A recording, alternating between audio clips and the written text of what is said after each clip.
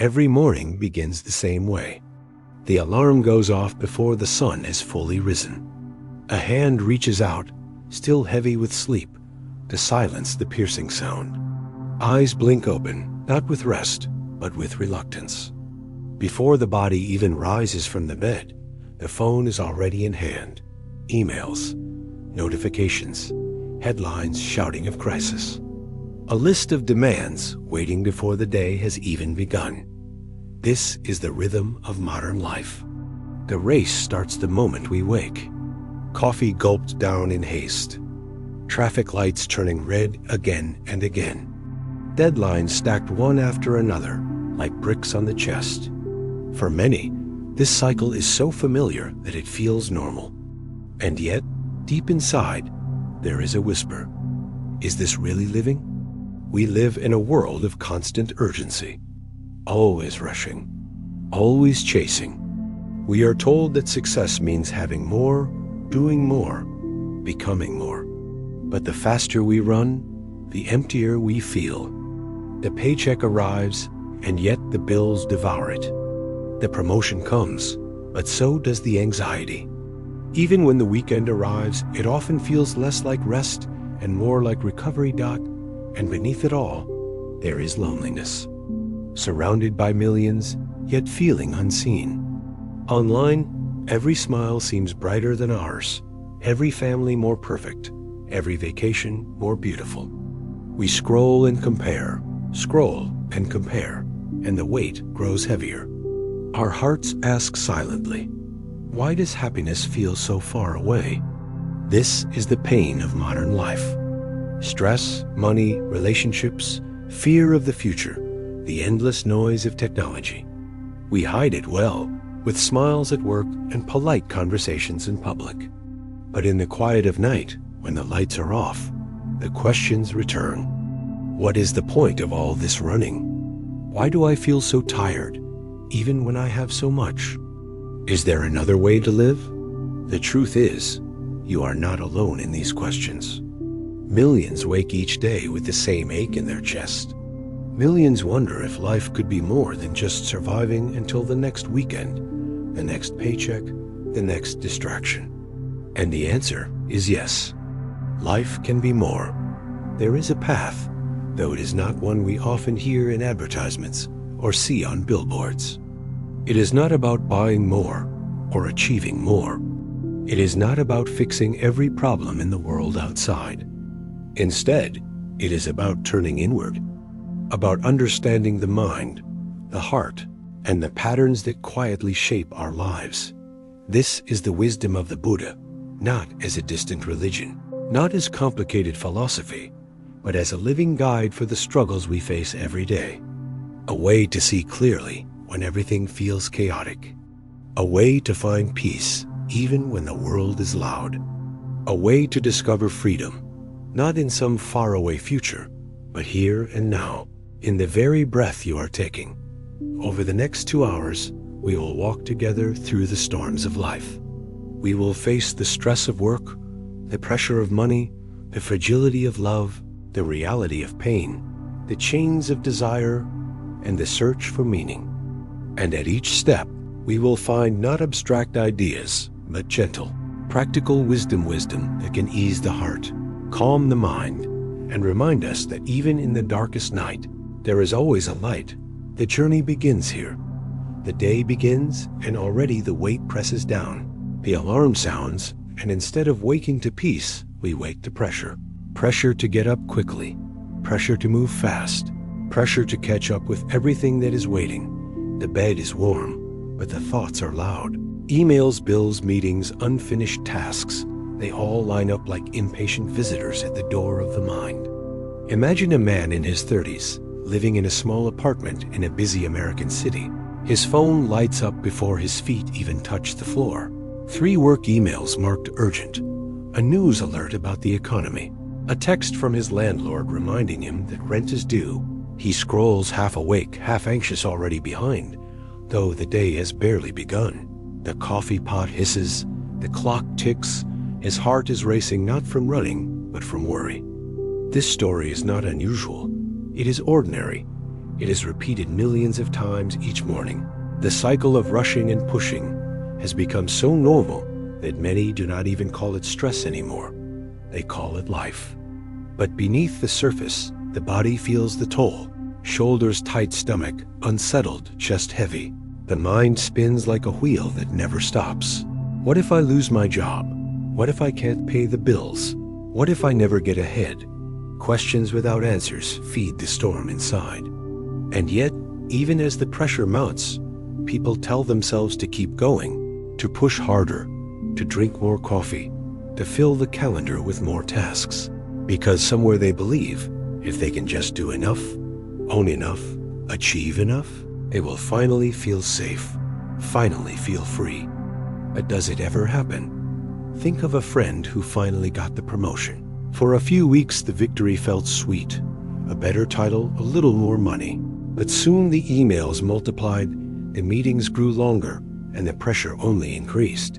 The reward did not bring rest. It brought more demands. This is the trap of modern life. The faster you run, the faster the treadmill moves. The more you achieve, the more is asked of you. And somewhere inside, a voice whispers, I cannot keep living like this. Have you ever noticed how even rest feels stolen? A vacation comes, but the phone still buzzes with work. A weekend arrives, but laundry and errands fill the hours. The mind never stops. Even in bed at night, instead of silence, there is the endless list: what must be done tomorrow, what was forgotten today. It is like carrying a heavy backpack that you can never set down. This weight is not only physical, it is emotional, it is spiritual. It is the quiet despair of realizing that life is slipping away in a blur of busyness. Days vanish, weeks pass, years disappear, and still the heart feels restless. The question grows louder: what am I really living for? Buddhism begins with an honest recognition. Life is stressful, life is unsatisfying, life is fragile. The Buddha called this reality dukkha, a word that means suffering, unease, discontent. It is the first truth, the one we all know but rarely admit. Look closely at your own life, and you will see it. The endless demands of work, the constant fear of losing what you have, the pressure to be perfect, to please everyone, to keep moving forward, even when exhausted. This is dukkha. But here is where the light begins to shine. The Buddha did not simply say life is suffering. He offered a way to understand it. He taught that suffering is not a punishment, not a curse, not a personal failure. It is the natural result of living with attachment in a world that constantly changes. We suffer because we cling to the idea that everything must stay steady, that we must always be in control, that life should unfold according to our plans. But the truth is, life is impermanent. Think of the seasons. No matter how much we wish for summer to last, autumn arrives. No matter how tightly we hold to youth, aging comes. No matter how carefully we plan, life surprises us. The more we resist change, the heavier the burden grows. The more we cling, the more we suffer.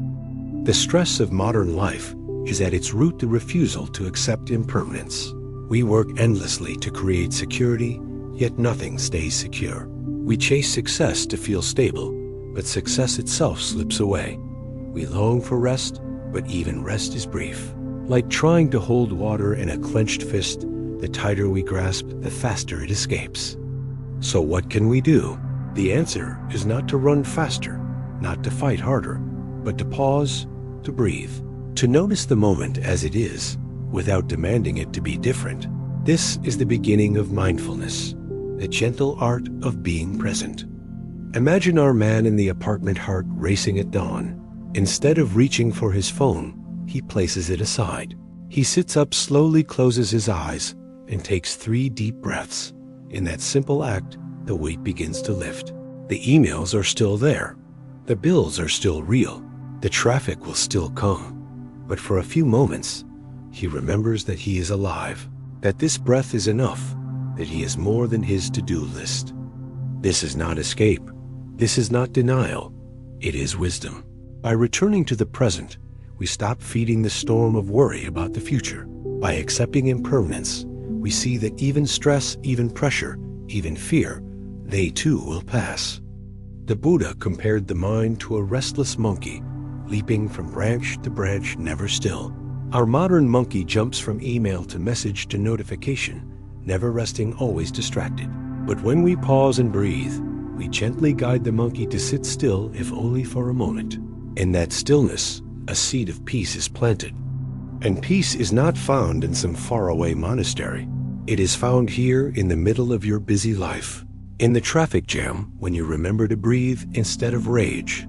In the office, when you listen with patience instead of snapping in anger. In the kitchen, when you wash dishes slowly, feeling the warm water instead of rushing to finish. Every moment can become a doorway to peace if we choose to enter. Asterisk. We often believe that if we just manage our time better, the pressure will finally ease. So we buy planners and download apps and make endless to-do lists. Yet somehow the lists grow longer, not shorter. The sense of being overwhelmed does not fade. It multiplies, because the problem is not only time. The problem is the mind that never rests.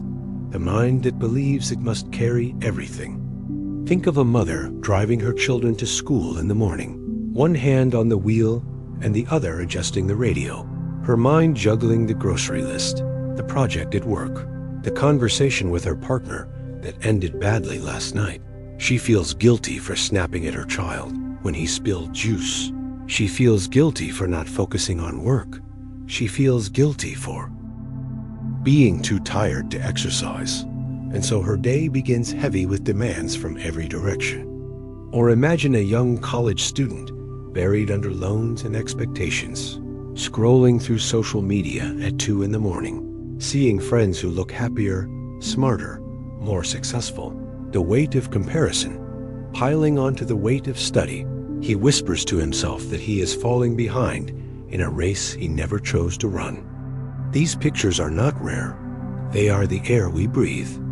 The Buddha once said that trying to carry the whole world on your shoulders is like trying to carry a burning torch against the wind. The flame will always turn back and scorch your hand. In the same way, the attempt to control and to hold everything leaves us burned out and exhausted.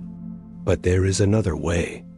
The first step is to recognize the weight, to actually feel how heavy it is, instead of pretending that it is normal. Because when we admit the truth, we create space for change. Close your eyes for a moment and notice the tightness in your jaw, the tension in your neck, the rapid beating of your heart. This is your body's way of telling you that the burden has become too much, that the endless demands are crushing the very life they are meant to support. Once we see this clearly, we can begin to let go, not by abandoning responsibilities, not by flaying society, but by shifting the way we carry them. Consider the story of a monk who asked his teacher why life felt so overwhelming. The teacher handed him a glass of water and asked him to hold it out straight.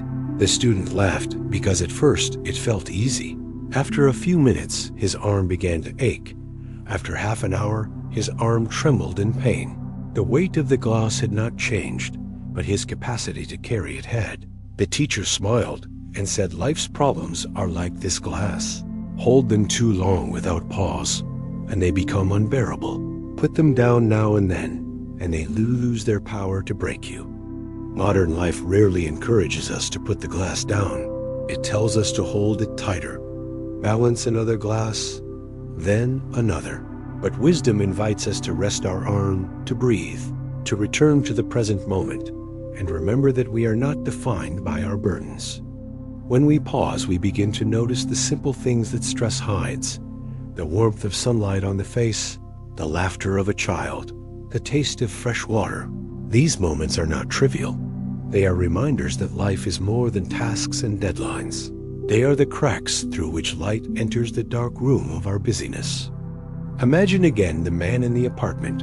This time he chooses to walk slowly to the window before rushing into the day.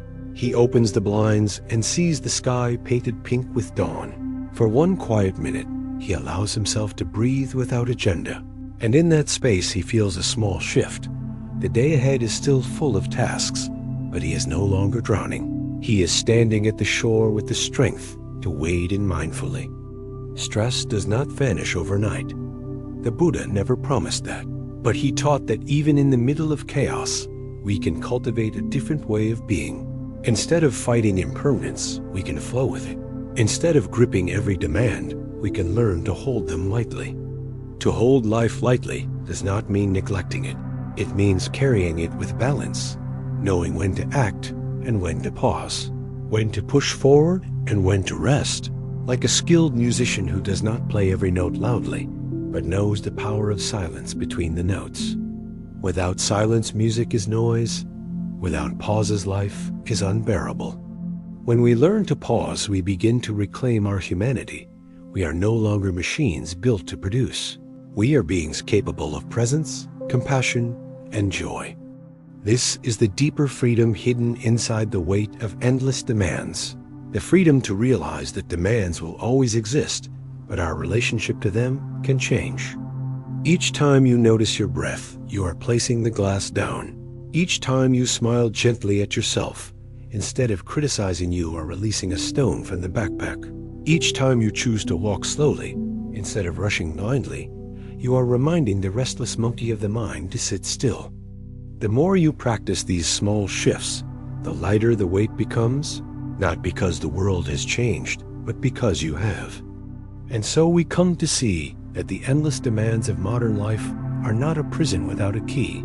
They are a training ground. Every email, every bill, every conversation becomes an opportunity to practice awareness, patience, and compassion. The path is not far away.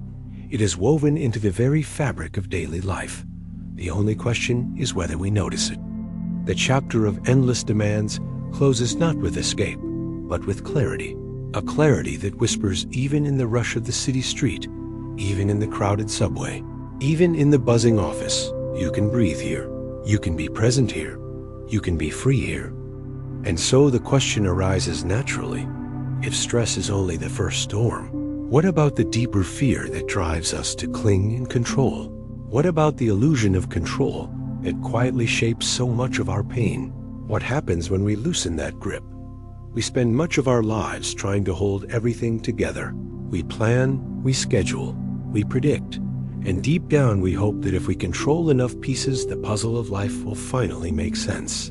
Yet the harder we grip, the more life slips through our fingers. Imagine a man who works tirelessly to secure his future. He saves every penny. He invests wisely. He builds a careful plan for retirement. But then one day the market crashes. His savings shrink overnight. The dream he held so tightly dissolves in front of him. Or picture a woman who prepares endlessly for stability. She buys insurance. She locks her doors. She drives carefully. Yet still a sudden illness arrives uninvited. A doctor speaks words she never expected to hear. Her sense of control shatters in a single moment. These stories are not rare. They are the quiet truth behind the polished surface of modern life. Beneath the appearance of order lies a deep river of uncertainty. Control feels safe, but it is an illusion. The Buddha taught the principle of non-self, the truth that there is no permanent solid entity at the center of our being, no unchanging controller pulling all the strings. Instead, we are a collection of conditions, like a flame that depends on oil, wick, and air.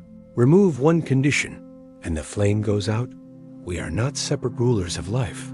We are part of an interconnected web where countless causes and effects shape every moment. Yet modern culture tells us a different story. It says you must be the master of your fate, the captain of your soul, the one who bends the world to your will. It praises independence and glorifies control. But this story ignores the fragile truth that none of us control when we are born. When we grow old, when illness comes, when death arrives, these things move according to a law greater than our will. Have you ever noticed how exhausting it is to try to control everything? The way a parent tries to control every step of their teenager, only to face rebellion. The way a manager micromanages every detail only to create resentment. The way a person obsesses over health, only to find that fear itself becomes an illness. The energy spent in control often breeds the very suffering we hoped to avoid. Think of a river. You can try to dam it, to redirect it, to fight against its current. But eventually the water finds a way through. It overflows. It breaks barriers. It teaches us that the wiser path is not resistance, but flow. When we release the illusion of control, we discover something unexpected. We discover freedom. Not the freedom of domination, but the freedom of acceptance. The peace that comes from aligning with reality rather than battling it. Consider the story of a farmer who lost his horse. The neighbors cried, "What bad luck." The farmer simply said, "We will see." Days later, the horse returned with 3 wild horses. The neighbors shouted, "What good fortune." The farmer again said, "We will see." Then the farmer's son broke his leg trying to tame one of the wild horses. The neighbors said, "How terrible." The farmer repeated, "We will see." Soon after, the army came to draft young men for war, but passed over the son with the broken leg. What once seemed misfortune became protection. What seemed good fortune carried danger. The truth revealed itself, slowly beyond anyone's control.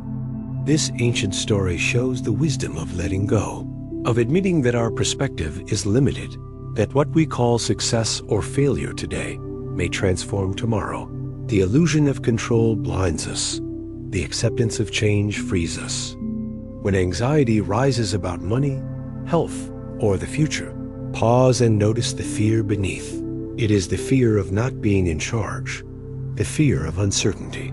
But uncertainty is not the enemy. It is the very fabric of life. Without uncertainty, there would be no growth, no surprise, no possibility. A seed does not know for certain how it will grow, yet it still pushes through the soil. A child does not know what the future holds, yet she still takes her first step. In the same way, we are invited to trust the unfolding of life rather than strangle it with control. To trust does not mean to be passive. It means to act wisely while knowing that the outcome is not ours to own. It means planting the seed, but not demanding the harvest to appear tomorrow. It means caring for the body, but not expecting to escape aging. It means saving money, but not believing it will guarantee security forever. Trust is active engagement without attachment to results. The Buddha called this equanimity, the steady heart that remains balanced in gain and loss, pleasure and pain, success and failure. Equanimity arises when we see clearly that control is not possible, but choice is. We cannot control the storm, but we can control how we hold the umbrella. We cannot control the waves, but we can learn how to swim. And so the illusion of control begins to loosen its grip. We stop measuring our worth by how perfectly we manage the unpredictable. We begin to measure it by how gracefully we adapt, how compassionately we respond, how patiently we endure. And in this shift, a new kind of strength appears. Not the brittle strength of control, but the flexible strength of wisdom. We cling to control because we think it will protect us from pain, yet often it only multiplies our suffering. We tell ourselves that if we plan carefully enough, nothing will go wrong. But when the unexpected happens, we feel not only the pain of the event itself, but also the pain of betrayal, as if life has broken a secret promise to follow our script. Imagine a man who schedules every hour of his day, his calendar full of blocks of color, every meeting, every errand, every call planned.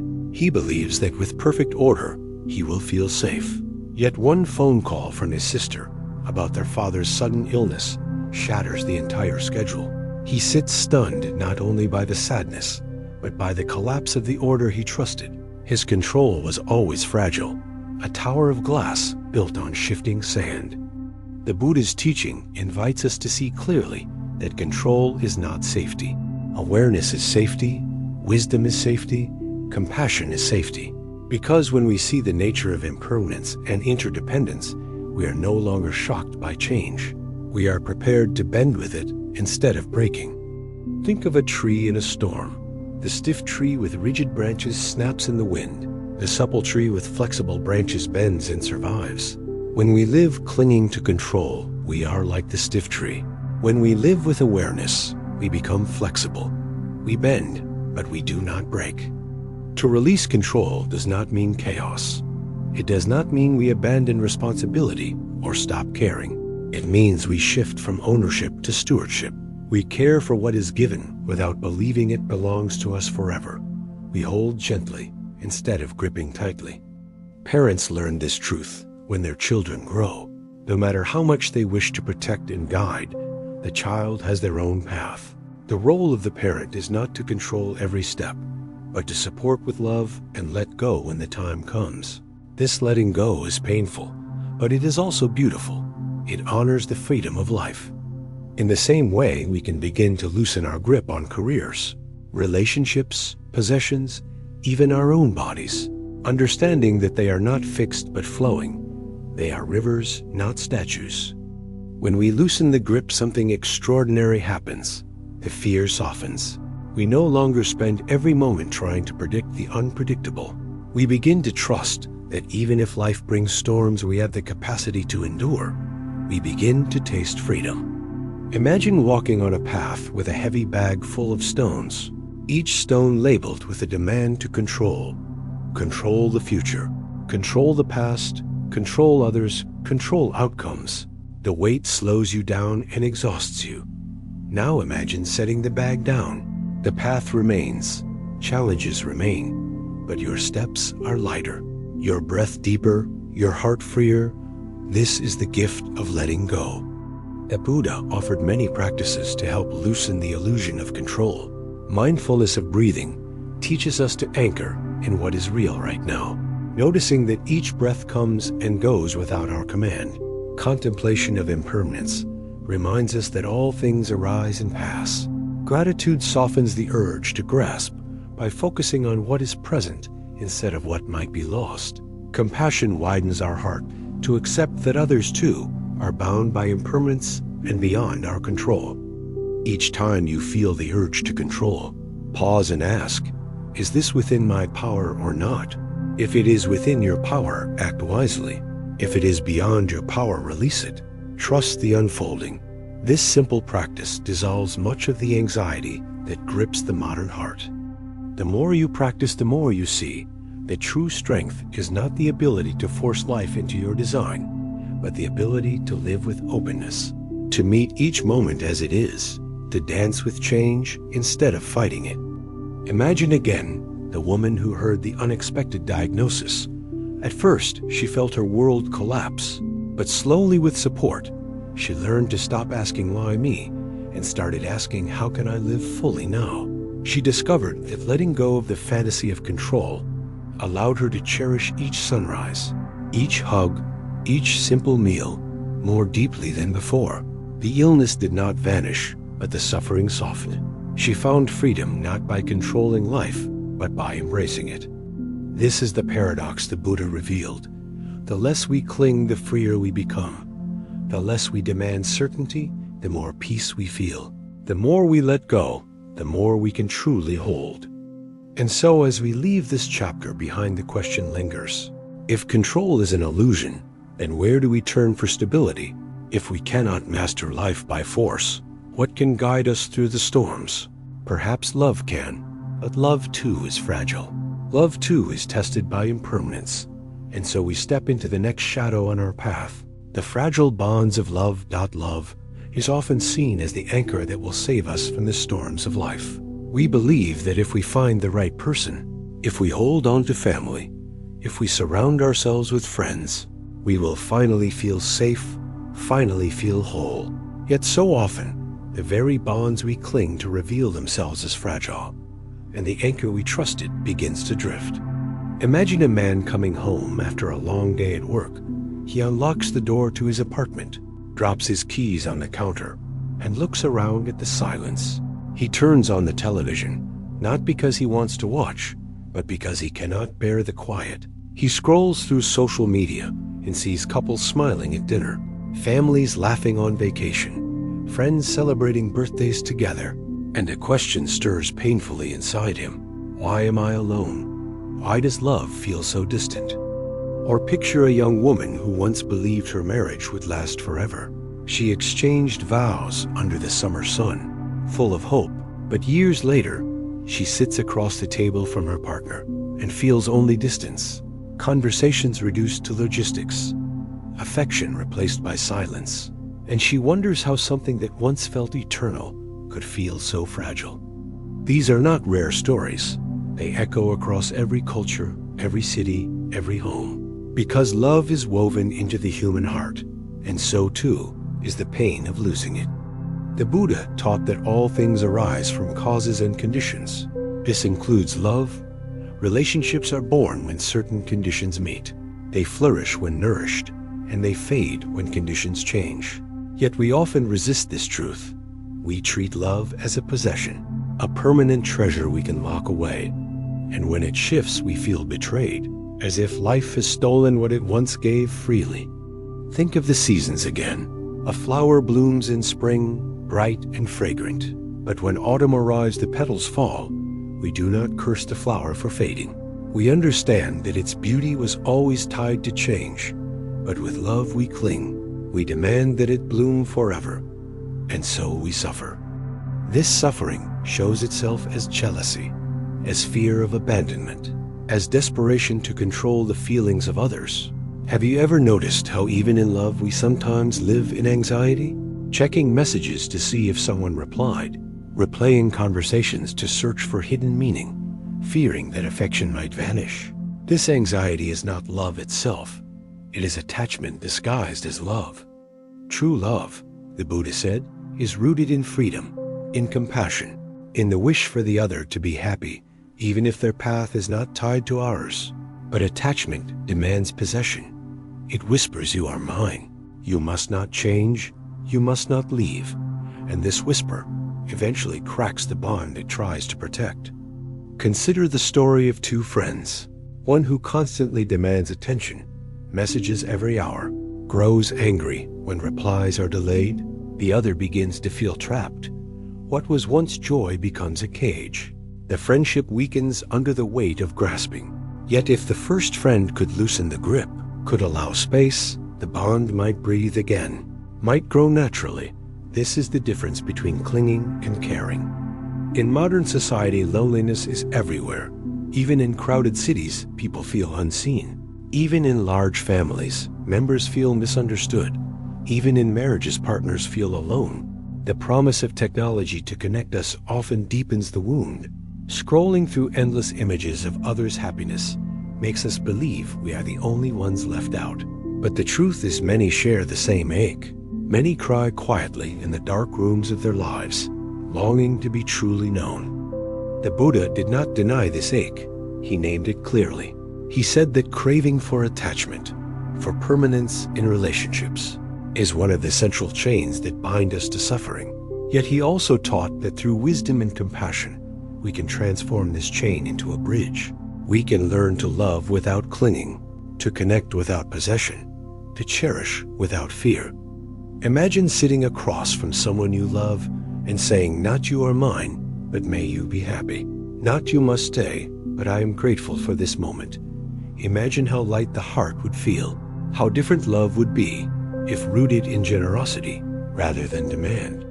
This kind of love does not end loneliness by filling every silence with another person. It transforms loneliness into solitude, a space where we are comfortable with ourselves, where love flows outward freely because we are not desperate to grab it from others. When we begin to taste this shift, we see relationships in a new light. We no longer measure their worth by how long they last, but by the depth of presence within them. A short friendship filled with sincerity can nourish more than a long one filled with pretense. A brief romance lived with honesty can teach more than decades of silent resentment. The fragility of love is not a failure. It is a mirror, showing us the impermanence woven into all things. When we accept this, we do not despair, we cherish more deeply. We hold each moment as precious because we know it will not last forever. We try so hard to make love permanent. We celebrate anniversaries as proof of endurance. We take photos to freeze happy moments. We exchange promises that say forever. Yet deep down we know that everything changes, feelings shift, people grow apart. Death itself will one day separate even the closest bonds. And because we deny this truth, we live in fear. Fear that love will be taken. Fear that affection will fade. Fear that we will end up alone. This fear makes us cling tighter, But clinging does not preserve love. It suffocates it. Imagine a man terrified of losing his partner. He questions her constantly.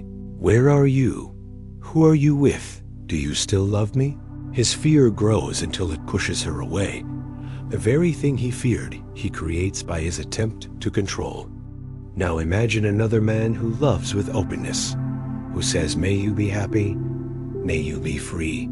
His partner feels safe, she feels trusted, and the bond deepens naturally, not from control, but from freedom. This is the paradox of love. When we try to possess it, we kill it. When we release it, we allow it to flourish. The Buddha compared relationships to lotus flowers. They grow beautifully when rooted in water and light. But if we try to pluck the flower and keep it forever, it withers. Love must be nourished where it grows, not trapped in our grasp. In modern life, this truth is hard to accept. We are surrounded by songs, movies, advertisements that tell us true love means never letting go. That tell us our worth depends on being chosen, being wanted, being adored without end. But this ideal is a fantasy. And when reality fails to match it, we feel broken. We think something is wrong with us or with our partner, when in fact, nothing is wrong except our misunderstanding of love. Loneliness too becomes heavier because of this misunderstanding. We equate being alone with being unworthy. We scroll through pictures of couples and imagine that everyone else is fulfilled. Yet many couples behind the pictures are struggling. Many smiles hide pain. Loneliness is not the absence of others. It is the absence of connection. And connection begins not outside, but within.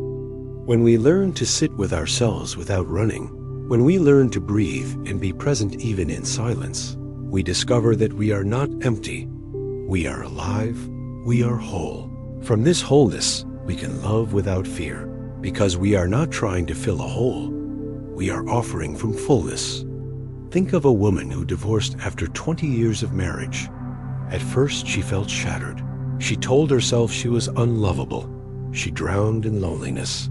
But slowly she learned to sit in her apartment alone without escaping into endless noise. She lit a candle. She made tea. She journaled her feelings. And she discovered a quiet strength she never knew she had. She began to enjoy her own company. And from that place of peace, she later entered new friendships with ease.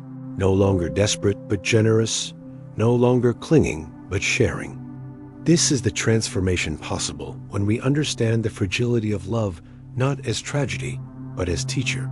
Love teaches us to cherish, to release, to trust, to be present.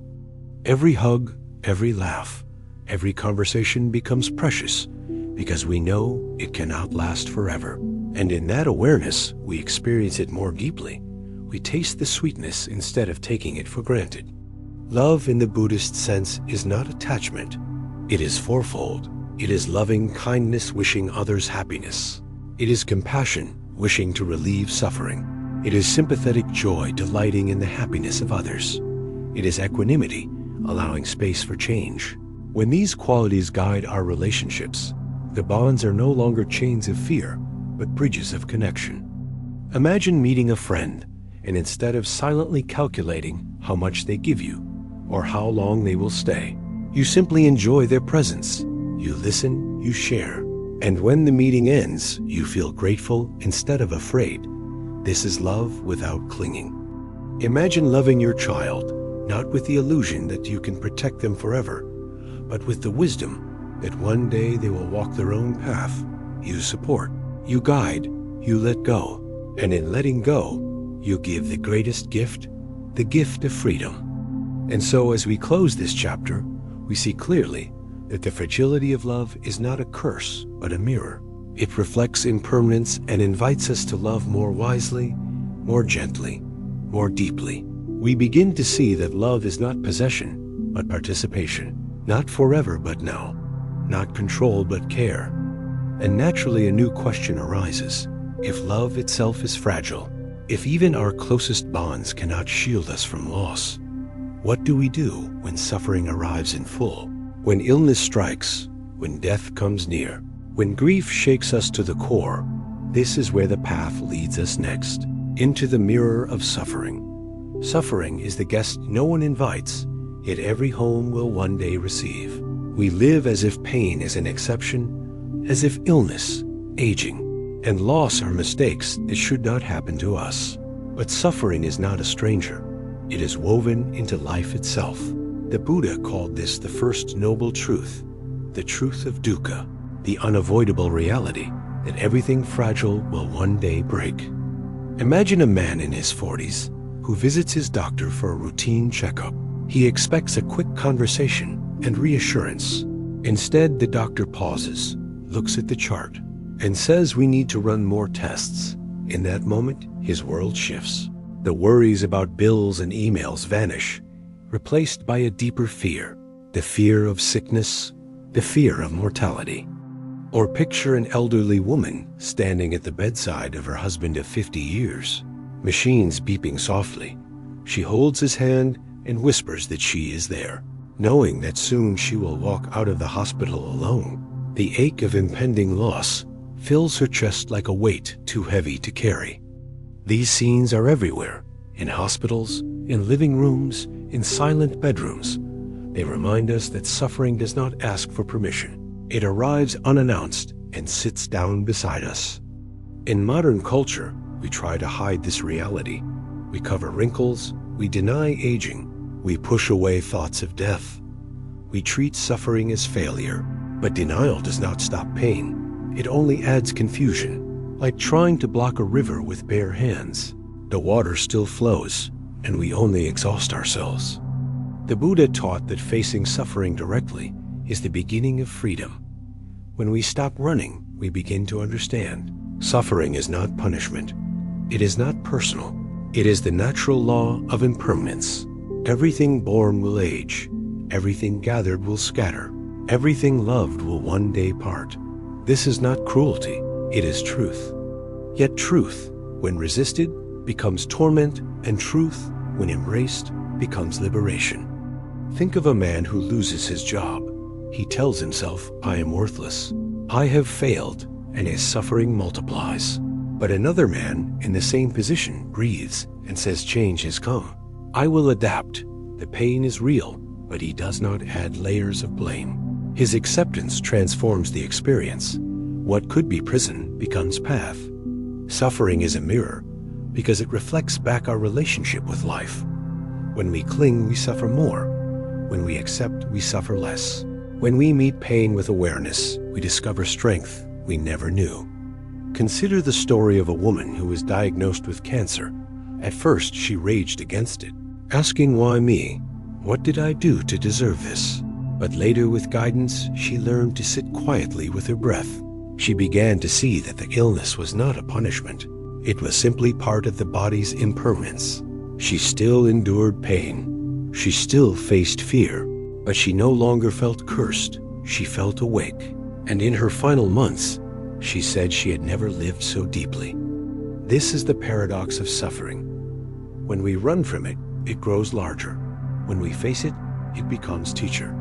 In every culture, stories echo of people who turned hardship into wisdom, who found compassion in grief, who discovered clarity in illness.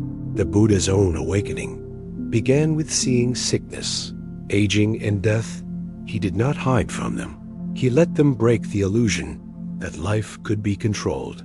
And in that breaking, he found the path to freedom. We too can learn from suffering if we dare to look. Instead of asking, why me, we can ask, what is this teaching me?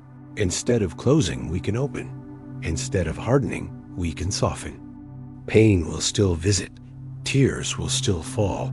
But the heart can hold them differently, like a hand holding water gently instead of clenching it into.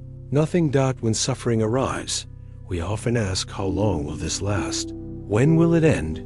But the deeper question is, how will I hold it? For the way we meet pain shapes its weight. Imagine a man who loses his mother. He feels a hole in his chest. He wakes in the night reaching for a voice that will never answer. The grief is heavy, but he tells himself he must be strong. He hides his tears. He keeps working. He pretends to be fine, yet inside the sorrow festers. turning into anger and exhaustion. The denial of suffering becomes a second wound. Now imagine another man in the same loss. He allows himself to cry. He shares stories of his mother with friends. He lights a candle each evening and whispers gratitude. The pain is still sharp, but by meeting it with honesty and tenderness, he allows healing to begin. The grief becomes a bridge to love rather than a prison of silence. The Buddha taught that pain is certain, but suffering can be softened. Physical illness or loss may not be avoidable, but the mental chains we had, the stories of blame, the refusal to accept, the grasping at what has already gone, these chains can be released. When we sit with suffering instead of running, something surprising happens. We begin to see that others suffer too. Our pain connects us to humanity. We look around and realize that no one is spared. Every neighbor carries a hidden ache. Every colleague hides some wound. Every stranger walks with invisible burdens. Suffering is the thread that weaves all lives together. And from this recognition, compassion is born. When we see our own pain clearly, we can no longer dismiss the pain of others. The man grieving his mother now feels tenderness when he sees another at a funeral. The woman facing illness feels connected to patients she once ignored. Suffering becomes not only teacher, but connector. Still, we must be careful. Compassion does not mean drowning in the pain of others. It means standing beside them with an open heart. Just as we must not deny our own pain, we must not rush to erase the pain of those we love. Sometimes the greatest gift is presence, not solutions. A quiet hand held, a silent listening ear, a simple breath shared. Imagine a father whose daughter cries after heartbreak. He wants to fix it, to say she will find someone better, to offer advice. But instead, he chooses to sit quietly, to let her speak, to let her tears fall. In his restraint, she feels safe. In his presence, she feels understood. The suffering does not vanish, but it softens because it is shared. This is the wisdom of suffering, that when we accept its presence, it becomes less sharp. When we share it, it becomes lighter. When we learn from it, it becomes a doorway to compassion and wisdom. And slowly we discover that suffering, though painful, is not our enemy. It is our guide, pointing us away from illusions and toward truth, teaching us that clinging only deepens pain, that control is impossible, that impermanence is the law, and within that law lies freedom. Imagine again the elderly woman who lost her husband. At first her nights were filled with emptiness. She felt she could not go on, but over time she found strength in ritual. Each morning she walked to the park they once loved. She sat on the same bench and breathed. She felt his memory not as torment, but as a reminder of love. Her grief did not vanish, but it transformed. It became gratitude. She carried him not as weight, but as light. This is the path suffering can open when met with awareness. The path from despair to compassion, from grief to gratitude, from fear to freedom. And so as we leave this chapter behind, the mirror of suffering still stands, reflecting both the fragility of life and the resilience of the human heart. And it invites us to ask, if pain is unavoidable, then why do we add more chains through craving and desire? If suffering teaches us to let go, then what happens when desire keeps pulling us back?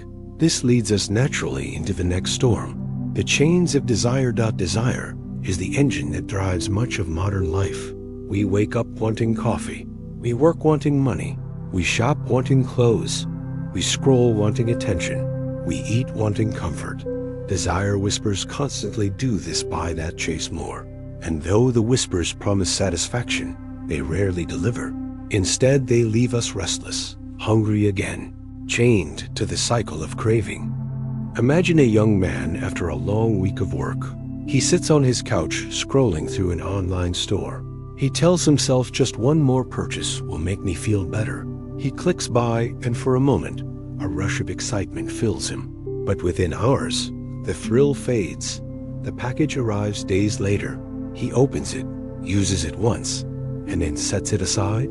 The emptiness returns, so he scrolls again. Or picture a woman binging television late into the night. Episode after episode, she tells herself just one more before bed, yet each one leaves her less rested, more anxious. The promise of escape becomes a chain that steals her sleep. These small examples reflect a larger truth, that desire is endless. Like drinking salt water, the more we consume, the thirstier we become. The Buddha named this craving, kanao, as the root of suffering, not because wanting is evil, but because clinging to desire creates bondage. It traps the mind in cycles of seeking and disappointment, forever chasing what cannot satisfy. Think of food. We eat because the body needs nourishment, but craving turns eating into compulsion. We overconsume, we numb emotions, and still we feel hollow. Think of technology, a tool for connection, yet craving turns it into addiction. Hours lost to endless feeds, minds restless even in silence. Modern society magnifies desire by design. Advertisements flash at every corner, promising happiness in a product, fulfillment in an experience, self-worth in an image. The system thrives on keeping people dissatisfied, so they will keep consuming. But deep down we know that the new phone, the new car, the new outfit will not silence the deeper hunger. The hunger for meaning, for peace, for belonging. Have you ever noticed the letdown after achieving something you longed for? A student dreams of graduation. The day comes, and within weeks the joy fades, replaced by new worries. An employee works for years toward promotion. The raise arrives, and soon stress grows heavier than before. The cycle repeats, because desire always moves the finish line, always whispers just a little more. The Buddha offered not condemnation, but clarity. He said, see desire for what it is, a fire that consumes without end. And once you see it clearly, you can choose differently. You can step out of the cycle. You can begin to cultivate contentment. Contentment is not resignation. It is freedom. It is the ability to enjoy what is here without demanding more. To drink water with gratitude instead of longing for wine. To walk in the park and feel joy instead of wishing for a vacation across the world. To eat a simple meal and know it is enough. Imagine a family at dinner. The food is modest, the table small, but they laugh together. They share stories of their day, and in that moment they feel rich, though no advertisement would call them so. This is the wealth of contentment. Craving says, I will be happy, when contentment says, I am grateful now. The chains of desire are heavy because they disguise themselves as hope. We believe we are moving toward happiness, but really, we are circling the same wheel, running in place, exhausted. Yet when we pause and breathe, we see the pattern. We see that peace is not hidden in the next purchase or the next achievement. Peace is possible here in this very breath. Desire appears harmless at first, a small wish, a little comfort, but with repetition, it becomes a chain, each link forged from the belief that happiness lies just beyond the next purchase, the next bite, the next thrill, and soon we find ourselves bound, unable to rest, always chasing, never arriving. Imagine a man glued to his phone, refreshing his social media feed again and again. Each notification gives him a spark, but it fades instantly, leaving him craving the next one. Hours pass, his body stiff, his mind restless, his heart strangely empty. The promise of connection through the screen has left him more alone. Or imagine a teenager obsessed with online games, telling himself just one more round, just one more victory. Yet no matter how many battles are won, he feels hollow. The craving for more consumes his nights, and his grades slip. His health weakens, and still he cannot stop. The chain grows tighter. The Buddha compared craving to a fish hooked on a line, thrashing wildly to escape, but caught deeper with every struggle. In the same way, desire promises relief, but hooks us deeper into suffering. And yet desire is not only about material things. It seeps into relationships, into ambitions, into identity. The desire to be praised, to be admired, to be seen as important can chain us just as powerfully as shopping or entertainment. We shape our lives around others' approval. We check likes, we seek applause, and when it fades, we feel worthless. This too is craving, the hunger for asterisk validation. How do we break free? Not by forcefully rejecting all pleasure, but by seeing clearly, by pausing before the impulse, by asking, will this bring lasting peace or only temporary thrill? Awareness weakens the chain, mindfulness shines a light on the cycle. Imagine a woman standing before her closet filled with clothes, yet she thinks, I have nothing to wear. Craving whispers, buy more, but she pauses, she breathes. She smiles gently and chooses gratitude. She remembers the people who made these clothes. She feels content. The craving loosens. The chain breaks for that moment. Or imagine a man about to eat out of boredom, reaching for chips, but he pauses, feels his breath, notices he is not truly hungry. He sets them down and drinks water instead. The craving fades, he is free. These moments of awareness may seem small, but they are the cracks in the chain. And with practice, the cracks widen until the links no longer hold. The Buddha taught that craving is like fire, and the path of practice is like cooling water. Mindfulness, compassion, and wisdom pour over the flames, softening their heat, calming their restlessness. Asterisk desire will still arise, but it no longer rules us. It becomes a passing cloud in the sky of the mind, noticed, acknowledged, and allowed to drift away. And beyond the release of craving lies a deeper joy, the joy of simplicity, the joy of presence, the joy of being alive, without needing to add or subtract anything. Imagine walking in the park without headphones, simply listening to birdsong, feeling the breeze, noticing the colors of leaves. And realizing this moment is enough, or sitting with a friend in silence and feeling fully connected without needing to prove or perform. This is the freedom the Buddha pointed toward, a freedom lighter than any thrill desire can offer. And so we begin to see that the chains of desire are not unbreakable. They are woven from habits of mind, and with awareness, they dissolve, leaving us lighter, freer, more at peace. But another question naturally arises. If we loosen the chains of desire and step away from craving, what then fills the space? What path do we walk when we are no longer driven by endless wanting? This leads us to the next stage of the journey, the search for meaning, the path of inner freedom. There comes a moment when, even after chasing success, even after gathering possessions, even after experiencing love and pleasure, a quiet voice whispers inside, is this all? A man who has worked for decades finally retires with wealth and recognition. Yet at night, he lies awake staring at the ceiling, feeling an emptiness he cannot name. A woman who has the house, the car, the family, the admiration of friends still feels restless, scrolling her phone late into the night, wondering why fulfillment seems so far away. This emptiness is not failure. It is the human heart calling for something deeper, a freedom that cannot be bought or lost. The Buddha called this search the turning of the heart, the realization that happiness rooted only in outer conditions will always be fragile. True peace must be cultivated within. This is the path of inner freedom. Inner freedom begins with seeing clearly, noticing how much of life is lived in reaction. We run from discomfort. We chase pleasure.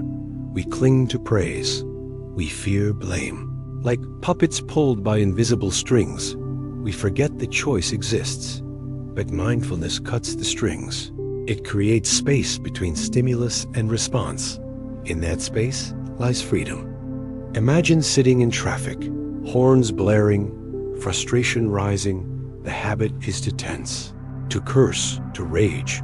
But if you breathe, if you notice the tension and allow it, suddenly you realize you are free to choose, free to soften your grip on the wheel, free to smile at the absurdity. The traffic remains, but you are no longer trapped. This small shift is inner freedom in action. Or think of a child throwing a tantrum. The parent feels anger surge. The impulse is to shout. But with awareness, the parent breathes, kneels down, speaks gently. The situation calms. The freedom was not in controlling the child, but in controlling the reaction. This is the strength of presence. Freedom also grows when we align life with values rather than cravings. When actions are guided by compassion, honesty, and clarity, life gains direction beyond impulse. The Buddha described this as the Noble Eightfold Path, not a rigid code, but a way of living with wisdom and integrity. Right view, right intention, right speech, right action, right livelihood, right effort, right mindfulness, right concentration. These are not abstract rules, but practical steps, a compass that points toward freedom. Imagine a person who works in a job that harms others, perhaps selling products that deceive. Even if the paycheck is large, the soul feels chained. But another person chooses work that supports life, teaching, healing, creating. And though the income is modest, the heart feels light. This is livelihood aligned with freedom. Imagine someone who lies often to impress others, each lie a chain binding him to fear of exposure. But when he chooses honesty, when words match reality, he feels ease, the chain breaks. This is speech aligned with freedom. Freedom is not the absence of responsibility. It is the presence of wisdom. It is realizing that outer circumstances will always change, but the inner stance can remain steady, like a mountain unmoved by the shifting weather. Have you ever watched the sky during a storm? The clouds darken, rain falls, lightning cracks. Yet behind the storm, the vast sky remains untouched. So too does the mind have the capacity to rest like the sky, allowing emotions and thoughts to pass without losing itself. This is inner freedom. To live with the storm without becoming the storm. Inner freedom is not about escaping life, but about living it fully without chains. It is walking through the same streets, working the same jobs, caring for the same families, yet carrying a lighter heart, because the grip of fear and craving has loosened. Imagine a businessman who once worked endlessly, chasing targets and fearing failure. Now he still works, but with a different spirit. He does his best, yet does not measure his worth only by numbers. When a deal succeeds, he smiles. When it fails, he breathes and learns. His identity is no longer bound to success or failure. He is free. Or picture a mother who once drowned in worry for her children, controlling every choice, fearing every danger. Now she still cares deeply, but with trust, she guides and then lets go. She prays for their happiness without demanding their lives follow her design. Her love is spacious. Her heart is free. This freedom does not mean life is without pain. Storms still come, illness still strikes, losses still wound, but inner freedom means we are not destroyed by them. We face them with courage. We allow them without resistance. And in that allowing, we discover resilience deeper than we imagined. The Buddha taught that freedom is not found by adding more layers of possessions or titles. It is uncovered by removing the dust that covers the heart. Greed, anger, and ignorance are the dust. Mindfulness, compassion, and wisdom are the cloth that clears it. When the heart is clear, it shines naturally, like the sun revealed when clouds pass. Think of a prisoner locked in a cell, pacing angrily, cursing fate. Every moment is torment. Now imagine another prisoner in the same cell who chooses to meditate, to breathe, to cultivate kindness even for the guards. His body is confined, but his spirit is wide as the sky. He is free, though behind bars. This shows us that freedom is not about walls outside, but chains inside. Break the inner chains and no wall can trap you. In modern life, this freedom can be practiced anywhere. In the office, when you respond with patience instead of irritation. In the grocery store, when you choose gratitude instead of complaint. In your home, when you turn off the noise and sit in silence with your breath. Every small act is a step toward freedom. Every mindful choice is a broken link in the chain. Slowly, the inner landscape changes. We no longer feel like victims of life. We feel like participants, co-creators with the flow of existence. We realize that joy does not depend on perfect conditions. It is found in the simple miracle of being alive, of breathing, of connecting, of loving. And with this realization comes a deep compassion, because once we taste freedom, we want others to taste it too. We see clearly that all people rush and suffer and cling just as we did. And instead of judging, we feel tenderness. Instead of competing, we feel kinship. This compassion is the natural fragrance of freedom. It spreads without effort, healing wounds in others as it healed in us. Imagine standing in a crowded subway, people tired, stressed, each locked in their own worries, and you silently breathe with awareness. You smile softly, you radiate calm. A stranger notices and feels a little lighter. Another catches your kindness and softens too. Freedom within becomes medicine for the world. This is why the Buddha's teaching is not only personal, but universal.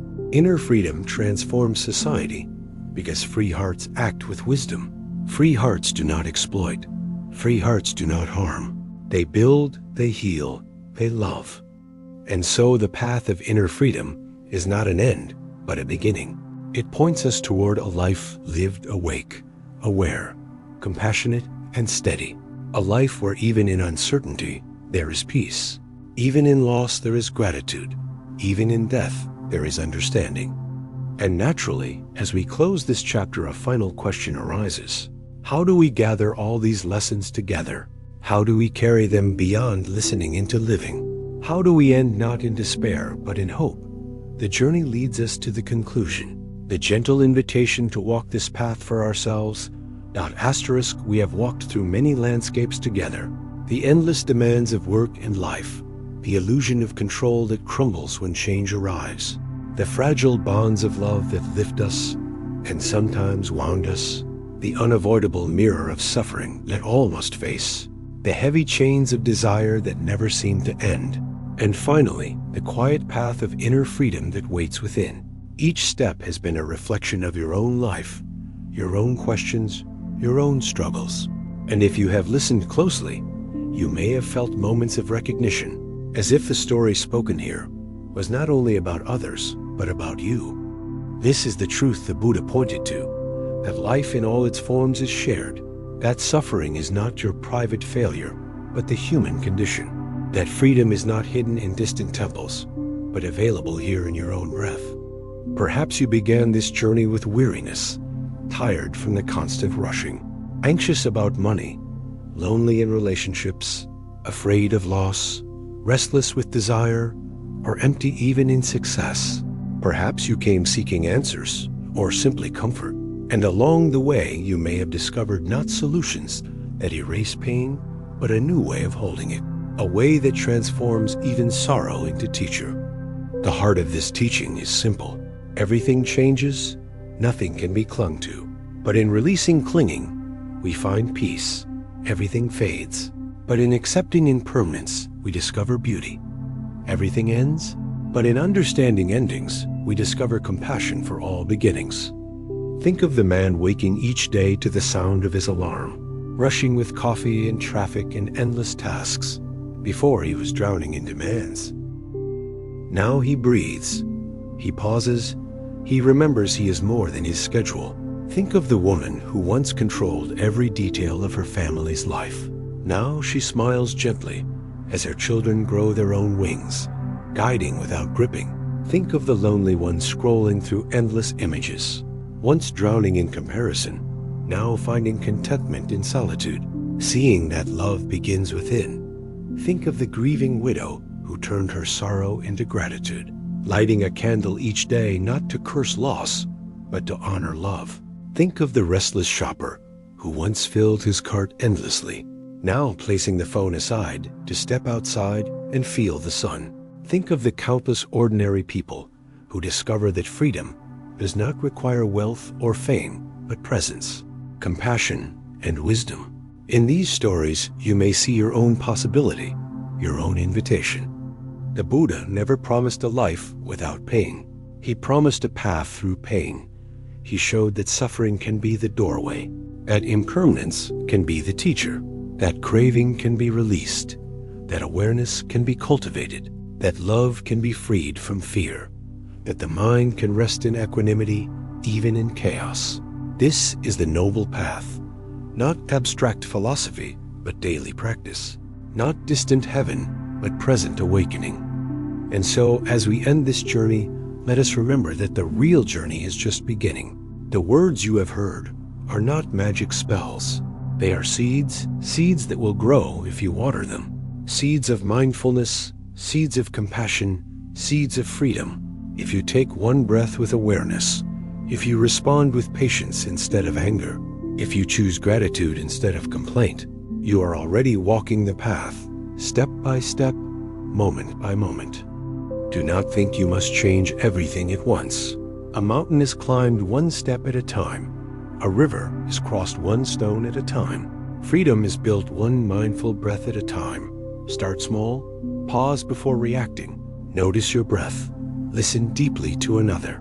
Forgive when resentment rises. Rest when tired instead of pushing endlessly.